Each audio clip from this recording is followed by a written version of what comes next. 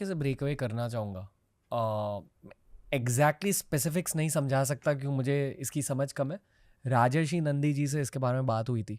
तो बेसिकली जब आप तंत्र समझ लेते हो, बेसिकली आपने एक डेटी पकड़ लिया, खुद का इष्ट, और उस इष्ट के पीछे कैसे तेज़ी से भागते हैं वो समझ मिलती है तंत्र से। तो उन्होंने कहा था कि किसी के हॉरोस्कोप को देखकर उनके इष्ट के बारे में भी पता चल जाता है। यस। आप वहीं बात कर रहे हो यहाँ? नो, मैं यहाँ पे वास्तु की बात कर रहा था। जो बात आप कर रहे हो वो एक हाउस आगे की बात है, जो कि 5th हाउस की बात है। 5th हाउस से आपके इष्ट देव पता चलते हैं कि आपके इष्ट देव कौन हैं।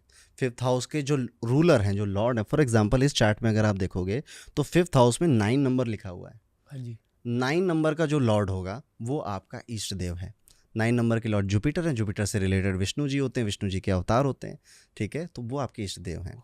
और 12 नंबर? 12 नंबर भी जुपिटर का है, पर ये जुपिटर का एंड अवतार, मतलब लास्ट की राशि है पाइसेस। तो यहाँ पर आप बालाजी की पूजा कर सकते हैं, ठीक है।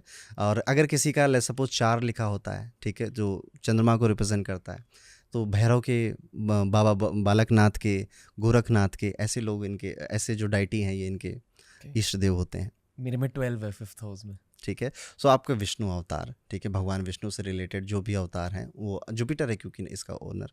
वैसे मोहिनी अवतार भी रिप्रेजेंट होता है, ठीक है। सो मोहिनी जो आकर्षित करता है, जैसे आप आकर्षित करते हो लोगों को, सो मोहिनी एनर्जी आपकी। कृष्णा सूट्स? कृष्णा चंद्र से रिप्रेजेंट होते हैं, तो वहाँ पे 4 नंबर होना चाहिए। Then Lord Krishna is yours. 4 number लिखा होना चाहिए, तो भगवान शिव भी आपके हो जाते हैं। और देखिए हमारे इंडियन कल्चर में साउथ में अलग गॉड्स हैं, वो नॉर्थ में अलग है। नॉर्थ में हम मंगल को हनुमान जी कहते हैं, साउथ में वो मुरुगन कहते हैं, कार्तिकेय बोलते हैं, ठीक है। सो ये डिफरेंस भी मिल जाता है। बट एक डिस्क्लेमर, आपको जिनकी पूजा करना हो आप उनकी करो, मेरे कहे से डाइटी मत चेंज कर देना। पर फिर भी भाई 1 से 12 नंबर्स लेकर आप बता सकते हो? हाँ जी। क्योंकि हर कोई अब अपने 5th हाउस को देख रहा है। हम्म।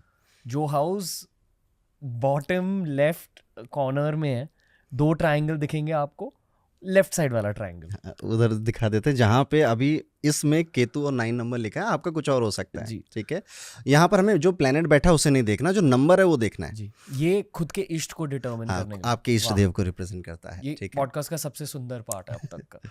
तो 1 to 12 अरुण भैया बता दीजिए। ओके, सो जैसे नंबर 1 या 8 लिखा है, ये दोनों मंगल की राशियां हैं, तो आपके इष्ट देव हनुमान जी, मुरुगन, कार्तिकेय, नरसिंह, इनमें से कोई एक हो सकते हैं जी। और अगर आपका 2 या 7 लिखा हुआ है, ये वीनस को रिप्रेजेंट करता है। आपके इष्ट देव परशुराम और माँ लक्ष्मी, कुबेर भगवान, ये हो सकते हैं।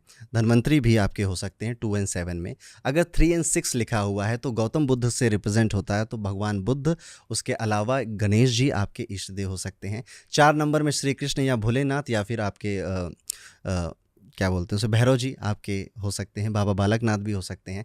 5 नंबर में भगवान सूर्य आपके इष्ट देव हैं और श्री राम आपके इष्ट देव हैं। 6 नंबर का मैंने बता दिया, 7, 8 भी बता दिया। 9 और 12 नंबर जुपिटर है, तो भगवान विष्णु, बालाजी, भगवान विष्णु के 24 अवतार हुए हैं। हम बात दशावतार की जनरली करते हैं, पर अब भगवान विष्णु से रिलेटेड कोई भी एनर्जी है उसकी आप पूजा कर सकते हैं। 10 और 11 में सैटर्न रूल होता है, तो शनि, और फिर से शनि जहाँ आता है वहाँ हनुमान जी आ ही जाते हैं, तो ये आपके इष्ट देव हो जाते हैं 10 और 11 में। बचपन में जो मेरा मेन मंदिर था, मतलब मेरे बचपन के घर में, वहाँ राम जी की मूर्तियाँ थी। तो इष्ट देव अपनी प्रेजेंस दिखाने आ जाते हैं। हो सकता है कि कोई बच्चा पैदा हो रहा है, वो छोटा है, अभी 17-18 साल का है, घर में कृष्ण जी का माहौल है, तो कृष्ण भक्त रहेगा, ठीक है। लेकिन बड़ा होते होते उसे शिव जी में इंटरेस्ट आ जाएगा, तो इष्ट देव कभी ना कभी अपनी प्रेजेंस आपको दिखाने आ जाएंगे। बट फिर वही है कि आप जिनकी पूजा करते हैं वो एक डिफरेंट इशू है। इष्ट देव एक डिफरेंट कॉन्सेप्ट है। इष्ट देव वो है जिसकी एनर्जी से आप सबसे जल्दी कनेक्ट कर जाओगे। जब आप नाव में डूब रहे होगे ना, तो सबसे पहले जो आएगा बचाने, जो एनर्जी आएगी, वो इष्ट देव है। वाह, ओके। एक और थोड़ा टेंजेंशियल, ये थोड़ा एडवांस एस्ट्रोलॉजी है। जैसे महादशाएं होती हैं या अलग फेजेस होते हैं लाइफ के, तो उन फेजेस के अकॉर्डिंग ये पता चल सकता है कि कौन से भगवान आ रहे हैं। पहले तो दशाओं के हिसाब से भगवान नहीं चेंज करने चाहिए, ठीक है। प्लैनेट्स की जो एनर्जीज़ हैं वो डिफरेंट डिफरेंट चेंज होती रहती हैं, वो हर 2-2 साल में भी होती हैं क्योंकि अंतर्दशा बदलती रहती है। लाइफ की सिचुएशंस बदलती जाएंगी आपकी, भगवान नहीं आएंगे, ठीक है। आपके जो इष्ट देव हैं वो आपकी हेल्प करने आते रहेंगे, वो एक ही रहेगा जिसको आप मानते हो। कुंडली से मानना है तो मानिए, नहीं मानना है मत मानिए, पर जिसको भी मानिए पूरी आस्था से मानिए। एक और सवाल है, सनातनी सवाल है। कहते हैं कि जिस देवता से आपका लगाव है उनके ट्रेट्स आपके अंदर आने ये लगते ट्रू हैं। है, ये बिल्कुल सही बात है ये। और यहाँ हम इष्ट देव की बातें कर रहे हैं, मतलब आपकी लाइफ का मेन डेटी। तो जैसे हमने कहा कि 12 नंबर विष्णु भगवान एट्सेट्रा, फिर आपने जो भी कहा, अब तो किसी इंसान की भी ट्रेट्स दिखाई देते हैं उनके इष्ट को जानकर? अगर आप उनके एक तो ईस्ट को जानना अलग है, मानना अलग है, ठीक है। आपको बस पता है कि शिव जी मेरे ईस्ट हैं, यहाँ से काम नहीं बनेगा, आपको शिव भक्त बनना पड़ेगा। वाह। और शिव भक्त जब आप बनोगे तो रुद्र बनोगे। वो भोले भंडारी भी हैं, रुद्र भी हैं, तो एक्सट्रीम है। तो आपके अंदर भोलापन भी है पर रुद्र भी हो आप, तो शिव जी का ट्रेट आपके अंदर दिखाई देगा। तो जो भक्त हैं, जो सच में भक्ति करते हैं, उनसे आप उनका पूछ लो आप किनकी, वो आप फिर सब बता दोगे कि आपका नेचर कैसा है, ठीक है। श्री राम का जो भक्त होगा वो राइचियस होगा, ठीक है, उसे सही काम करना है, रिश्तों को निभाने वाला होगा। डिलीमा में भी फंसेगा श्री राम का भक्त, जैसे वो सीता जी के में फंस गए थे, ठीक है, और उन डिलीमा से निकलेगा भी राम का भक्त। आपके कौन है?